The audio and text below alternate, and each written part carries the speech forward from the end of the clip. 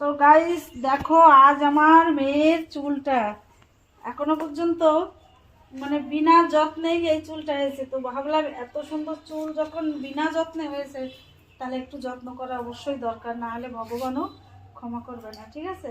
তো দেখো চুলটা কত চুল, মানে তার জন্য আজকে মেয়েকে বললাম যে তোর মাথায় একটু চুল দিয়ে দিই মানে তেল লাগাবো। মা মেয়ে দুইজনেই তো তেল কোনোদিন আমরা লাগাই না। তো দেখো এই এতটা চুল যে তেল না দিয়ে আর পারা যাচ্ছে না। তো আজকে না আমি একে একটুখানি সুন্দর করে তেল লাগিয়ে দিয়ে একদম লাল পিতে দিয়ে ভেবেছি দুটো বেনি করে দেবো, যেমন আমরা ছোটোবেলায় করতাম, আমাদের ছোটোবেলায় করতাম, কিন্তু এরা এখনও।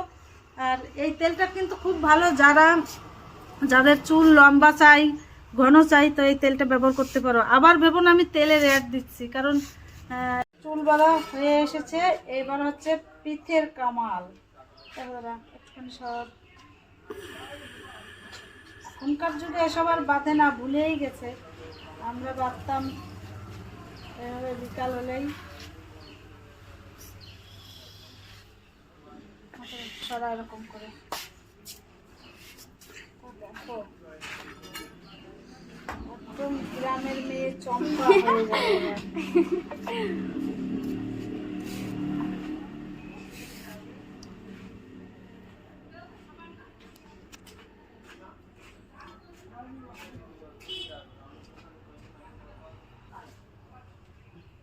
কি হেয়ার স্টাইল!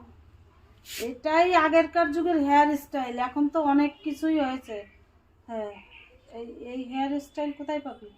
মানুষ তো ভুলেই গেছে যে এইভাবে চুল বাঁধে বা বাঁধতো, বা আমরা বাঁধতাম।